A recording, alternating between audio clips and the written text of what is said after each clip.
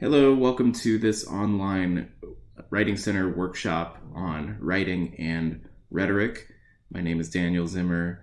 I am a writing tutor in the Writing Center. I'm also an ESL instructor at Cincinnati State. ESL is English as a second language. Let's dig right in. On the matter of rhetoric, we have some ideas from our friend Aristotle. Aristotle was a Greek philosopher whose ideas were hugely influential in the worlds of academia and writing and composition, but also in science and theater and philosophy. I guess he had a lot of time on his hands to think about a lot of things. He also thought a lot about the idea of rhetoric. What is it? He wrote an entire work on it called On Rhetoric, and he explains that rhetoric is, here's a quote, an ability in each particular case to see the available means of persuasion. And what does that mean? So let's break it down. An ability, all right, we know ability is something you can do. In each particular case, that means in a given situation, whether it's a piece of writing or something that you're reading, to see the available means of persuasion. That means to be able to recognize what makes a given speech or piece of writing work well and what makes it persuasive. What makes it worth following for somebody who is watching or reading it. Why should they believe the person who is talking or writing? Why should they agree with that person? When you can see the tools that help make something persuasive, you have identified the rhetoric, the use of rhetoric in that writing. So rhetoric is just tools to make your writing more effective and more persuasive. So at the heart of rhetoric, it's really about maximizing communication with your readers. If you're writing something, it's not enough to just put ideas out on paper and hope that a reader will make sense of them.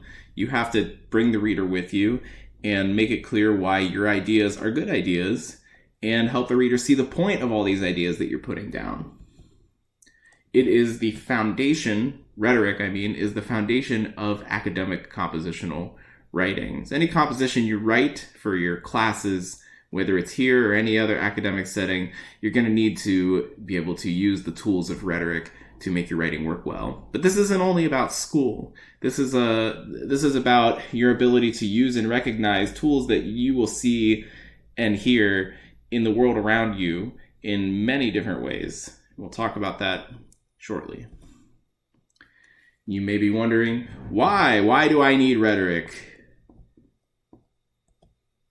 Well, a lot of people have thought about this question. One in particular was this guy, Lloyd Bitzer, about whom I know very little, but I do know that in 1968, he coined the term rhetorical situation.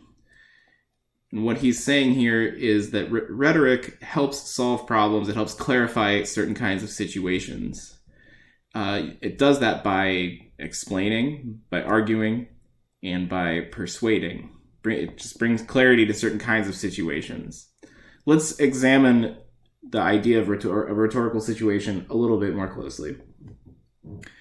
Here in this circle, we have 5 variables that come together to form what we could call a rhetorical situation. For one thing, we've got the matter of who's writing something. We've got that person's background, their areas of expertise, their perspective, their life experience, even their writing style might come into play. Cultural issues also play a huge part of it. Context and culture. What's the matter at hand, and what cultural groups are impacted by whatever situation is being discussed. That's going to affect what kind of language is effective. We also have the general message in a piece of writing. And I guess I could have gone the other way around the circle, but we also have the matter of the audience, right? Who is the intended audience? Who's reading this? Who's looking at it? Who's listening to it? because when you have a different audience, you need to use different tools of persuasion. Different words, different ideas are going to work more effectively with some groups than with other groups.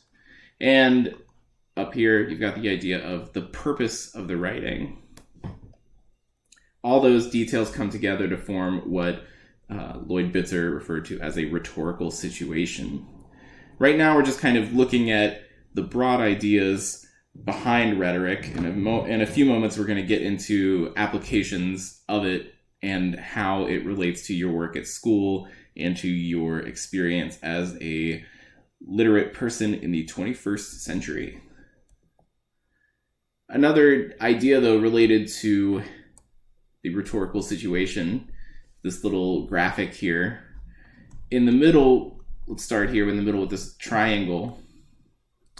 I think this came from like a corporate guide of some kind or some kind of mission statement, but it still applies here, right? What's the purpose of your writing? In this case, if you had a company trying to write about their mission or their project or their goals, my mission would be to remove that extraneous quotation mark. Clearly, punctuation was not part of their purpose. Anyway, we could look at the matter of purpose as being three interconnected ideas. On one hand, we have an audience, we have us as speakers or writers, and we have our message. All three of those things come together to form our purpose. Oops. And then the purpose takes place within the bigger context of our situation. So that's just kind of a higher level look at rhetoric. But here's the bottom line. If you know the following things, what you want to communicate, and if you know your specific audience, then you can do a lot of things. You can shape your message to communicate more effectively. You'll be better at persuading people, and you will be more credible. Credible means believable. It means that people have a reason to believe you. So knowing your audience, knowing what you want to communicate, that gives you the tools, or those things give you the tools to communicate well, to persuade people, and to be more believable. There are three big ways that we can persuade an audience when it comes to rhetoric. Those are through logic, through emotion, and through ethics. We often use the terms from Greek, which I believe were used by Aristotle in ancient Greece. Logic he referred to as logos, which makes sense. That's in Greek because they weren't using English then. And pathos, which is emotion, and ethos, which is related to ethics and credibility. I don't really know what these graphics or these little symbols represent or what language they're from. It could be something from some version of some culture that was in ancient Greece. I honestly have no idea.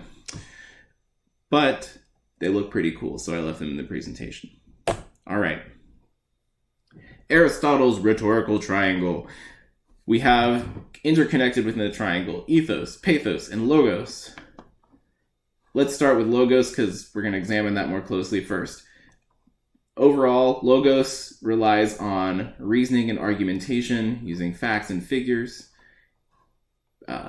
Pathos relies on using emotional or imaginative impacts, for example, by telling personal stories. And finally, ethos and the matter of credibility. How do you make yourself more trustworthy or believable? And this can also come out in the tone and style of your writing. Let's dig into logos. All right, so if you're trying to persuade people of something, you might resort to using logic, just like this guy here. This is the character Spock from the beloved sci-fi series Star Trek.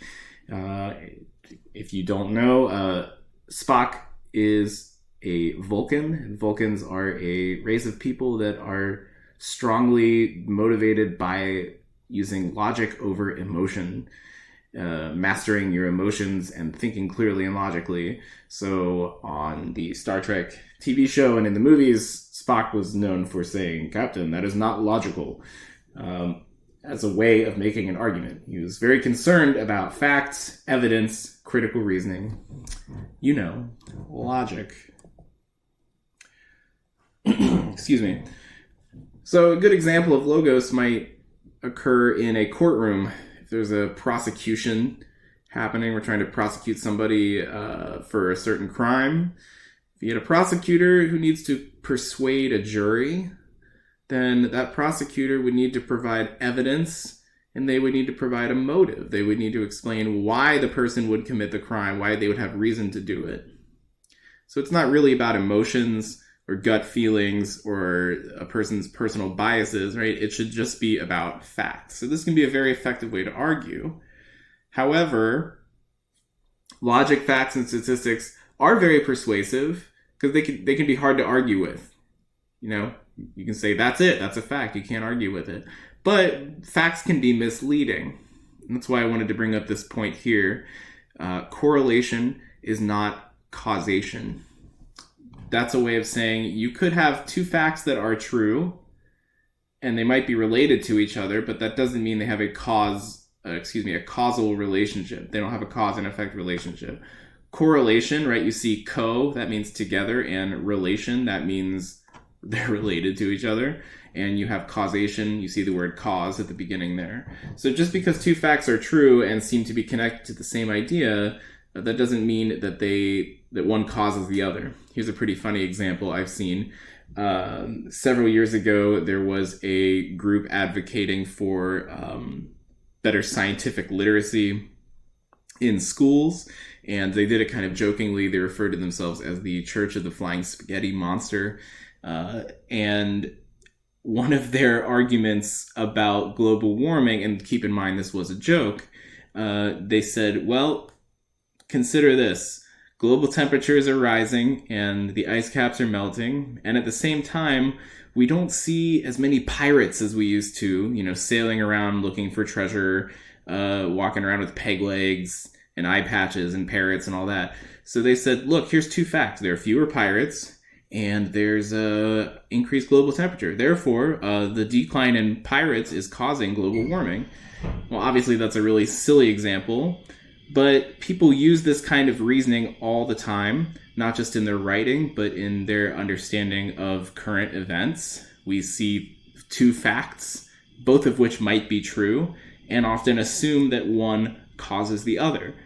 This is where we have to be careful with logos. Facts and statistics are excellent for proving a point, but in my opinion, facts sometimes are only as useful as people's ability to interpret them well. And that's, you know, where you as a writer or a speaker have some responsibility to your audience to present facts in a logical, clear, and honest way. So just some food for thought there about the use of facts today. Let's think about some situations where we might apply logos. How would we apply them to argue the following positions? One, let's say that we're trying to persuade somebody, right, that schools should close to prevent the spread of COVID-19, a pressing topic, right? How would we persuade people using logos to do that? If you want, you could pause the video and jot a few ideas down. In this case, right, we could use facts and statistics about the rate that the disease is spreading, the projected numbers of infections. We could look at specific case data from other countries, from research all around the world to prove some basic statistical points. That would be, in my opinion, one of the strongest arguments in favor of closing schools for this case. We could also point to the statistical or fact-based information about the limited resources that hospitals have to treat people who need help. We have data showing that, you know, statistically most cases of this disease are supposed to be mild. However, if we overburden the hospitals, they won't be able to help people with other problems besides this disease, et cetera, et cetera, et cetera. I know it's on everybody's minds right now, so we don't have to go too deep down that hole, but it's a good example of logos in current events. Here's another situation you might think about how to use logos in. Again, you could pause the video if you want to jot down some examples and see how your thinking lines up with mine. if you were trying to argue that the government should send stimulus money to families in financial need during a pandemic. So this is as of today, which is March 19th, it's Thursday. As of today, there's still some debate happening in the government about how we can help people who are affected by the changing financial situation. And among the ideas is the notion that we should send stimulus money to people in need, to send out checks, right, to help people make their rent payments, make their mortgage payments, put some money back into the economy by getting people to spend money. So you could use logos to make a lot of arguments about this matter. You could cite economic data. You could cite things about numbers of businesses and how the financial situation is affecting them. There's all kinds of ways. Finally, we have a big argument here that's been ongoing in this country, the matter of whether healthcare should or shouldn't be free for everyone.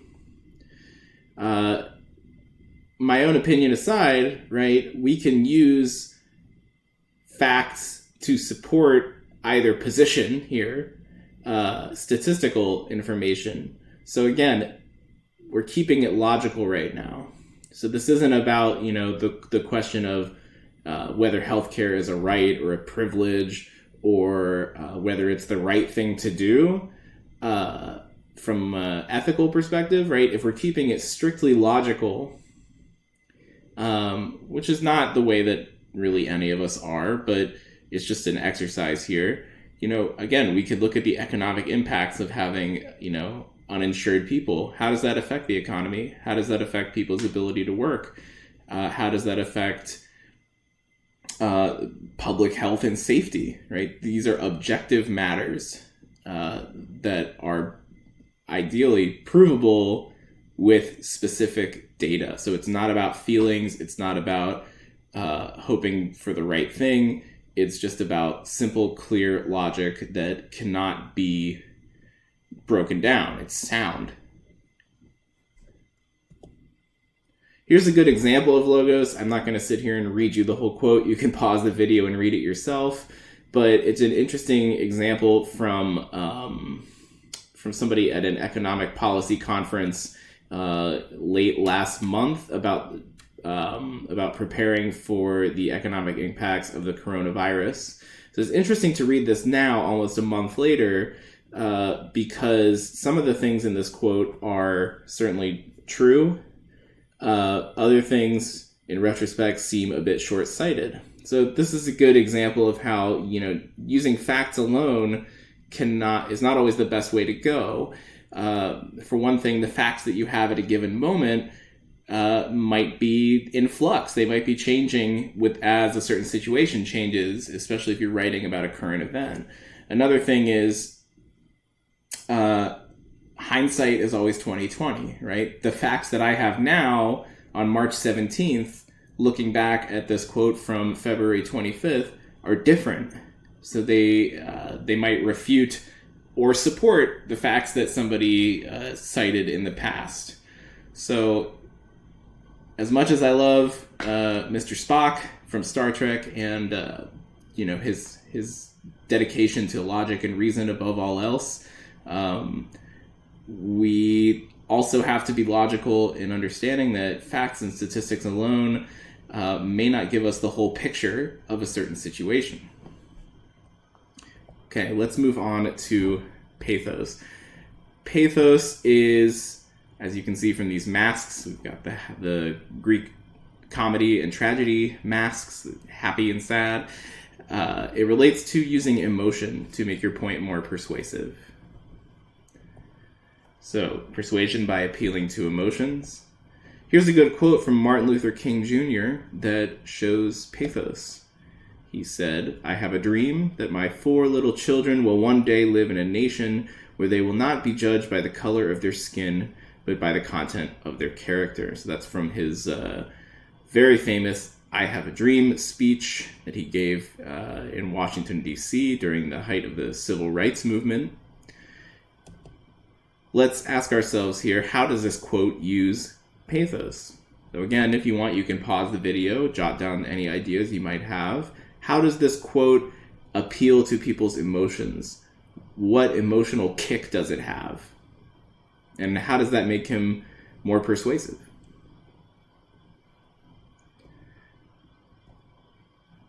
I would say the quote from Dr. King uses pathos in a couple key ways. For one thing, it evokes a feeling of empathy about the plight and history of people of color, especially African American people in this case.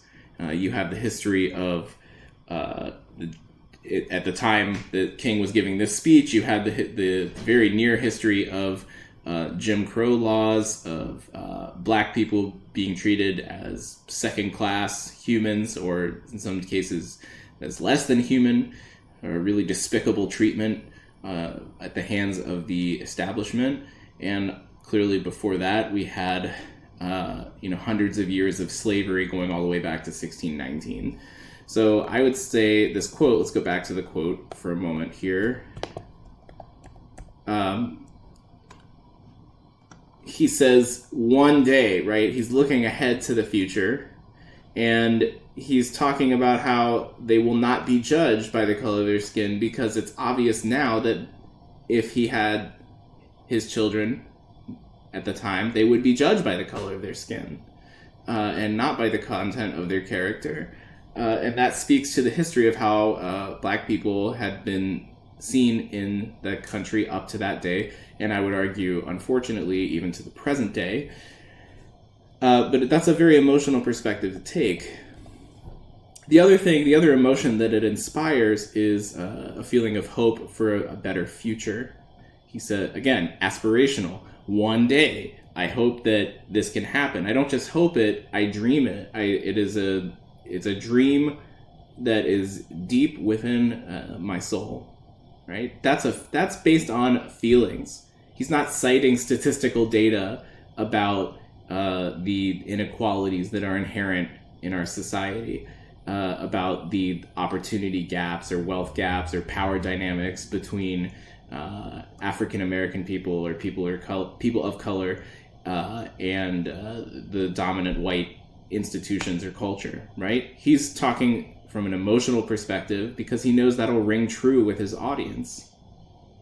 This was an emotional time in our country's history, and sometimes communicating in an emotional way can be more persuasive than using facts. A good quote that I've always appreciated comes from the poet Maya Angelou. She said, "I've learned that people will forget what you said, people will forget what you did, but people will never forget how you made them feel." Emotions have a strong impact on our perception of things. This, unfortunately, can be used against us in certain ways, especially by the news media and on social media. We get people's attention via emotions. So many articles have sensational titles that are supposed to make you afraid or angry, and get you to read the article and get you to share it and get you to respond right away. They're counting on you being moved and persuaded to share this information and to agree to it by tapping into a gut feeling that you have about something. And so far we've talked about logos and pathos. It's important to understand, again, these appeals, these rhetorical appeals, can be used in balance with each other.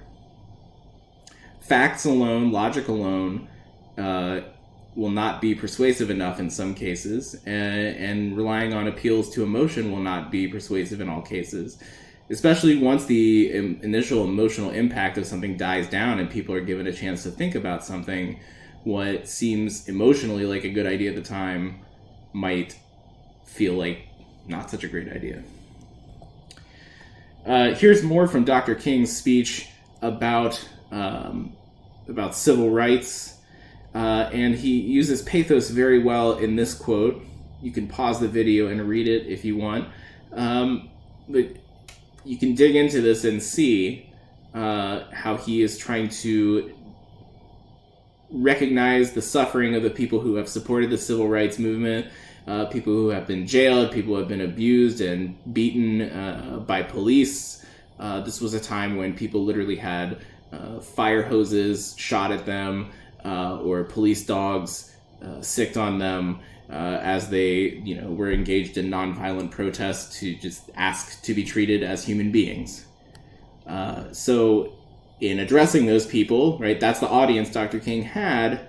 He had a goal of motivating people to keep on with their efforts, right, to when they return to their communities from Washington, D.C., whether it's Mississippi, Alabama, South Carolina, Georgia, to go back to the slums and ghettos, I'm quoting now, the slums and ghettos of our northern cities, knowing that somehow the situation can and will be changed. It's a very powerful quote. All right, let's think about how we would apply pathos to the positions here. Again, what if we want to use pathos to talk about why schools should close to prevent the spread of COVID-19?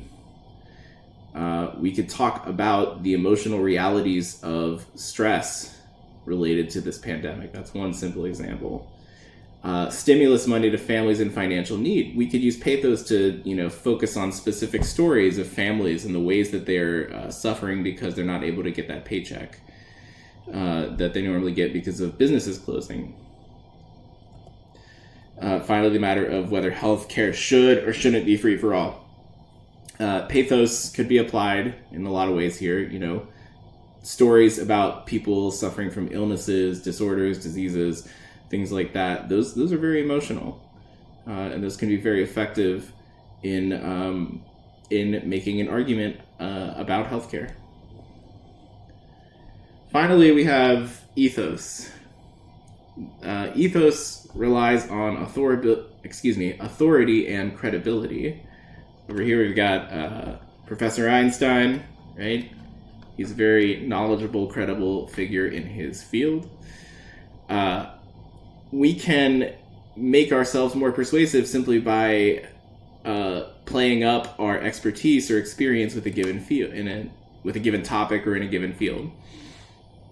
For example, right, which would you find more believable, right? Scientific research, a peer-reviewed study with data and facts by scientists who are going to do their research and it's their job to do it, versus a story you read from your friend on Facebook. Which would you believe more? A doctor's medical diagnosis or something from your friend, which might also be on Facebook or Snapchat or TikTok or Instagram or whatever it might be. Hopefully, you believe the doctor more. Unfortunately, we live in a time when a lot of people don't trust experts. And there are a lot of reasons for that are outside the scope of this presentation. Let's look at the third example here, a teacher's perspective on classroom management versus a lawmaker's. So you could have a classroom teacher and you could have a legislator working, for example, in the state assembly or for the Board of Education. If you're making policy decisions about how things should be run in a classroom, the teacher's perspective might be more credible to some people because they have experience to back up what they're saying. Versus a lawmaker, the lawmaker might be less credible to some because maybe they've never taught in a classroom, or they might be more credible to some because they have experience with learning about and dealing with matters of educational policy. So that could swing a lot of different ways. But the point is, when you use ethos, you're dealing with authority, knowledgeability, credibility on a given topic, and that helps make things more believable. Here's a quote from Barack Obama during his presidential candidate acceptance speech in 2008. It's a great example of ethos, because he is not just talking about all the things that he intends to do as president. He's also talking about the topics that he knows through his experience and through his expertise in these areas. These are the topics that he knows to be the most pressing to his audience. Does that make him more credible? I would say, look, consider your audience here when you're trying to decide, do I use logos, ethos, or pathos? you've got these two groups here. You got the biker gang up top, and you've got the nice suburban book club up down at the bottom there. It can be, groups of people can be quite different in their perspectives and their goals and their attitudes, but you can make all three appeals work for you. You just have to decide what is going to be most persuasive to a given group from a given background, with a given set of expectations, with a certain culture, with response to a certain situation. For example, trying to use pathos in a situation where people don't really have an emotional reason to care about something, that could backfire on you. It could just make you seem melodramatic. Again, knowing your audience, that's going to dictate which perspective is the most effective. All right, so some considerations here. Imagine you are trying to persuade different groups to help solve the homelessness problem in Cincinnati. How would your appeals be different with these groups? So if you were talking to the Cincinnati City Council, think about logos, ethos, and pathos. You know, you'd have to find the right balance of those things. Pathos is only going to get you so far because Cincinnati City Council is also dealing with matters of budget and how much money the city has to help deal with certain problems and what kinds of resources the city has access to deal with those problems. So if you go with strictly an emotional course of argument, you know, looking at the plight of the homeless and underserved, unfortunately, that may not be enough to move people to act. You might need to give them some hard economic data. You might also, need to use ethos and use your own experience. For example, I work at Cincinnati State. I see the effect, unfortunately, with some students who have housing situations that can be in flux. I see the effect that has on their education. That can be used as ethos. It's makes me more credible. It's based on my experience and my expertise. Second point, what if you're talking to a local charity organization? In that case, they might be a little bit more moved by pathos than the city council might. Charity organization might be, more limited financially in their means, but they're also motivated often by strong altruism, desire to do good for others without reaping a profit from it. Third example, how would you use rhetorical appeals to convince the CEO of a company looking for good PR to make his company look good or her company look good, helping the community? In that case, again, more clear, persuasive data about how solving the homelessness problem would directly help their business could be a line of attack. There's a lot of approaches there, but you have to consider what's important to these groups of people, what matters to them. Just because something you're arguing is true or interesting to you, that doesn't mean that it will hold up under the scrutiny of an audience from a different perspective. So in conclusion, know thy audience, right? We've got some keys to effective communication with rhetoric.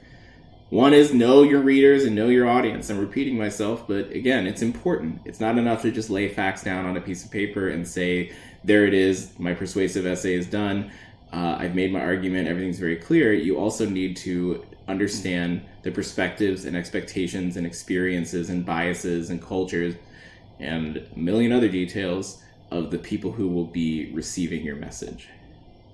From there, once you know their perspective, you should consider what rhetorical appeals are likely to be the most effective. Finally, we have the matter of applications. When will you use this? Obviously, you're going to use it in school for your writing, for composition class.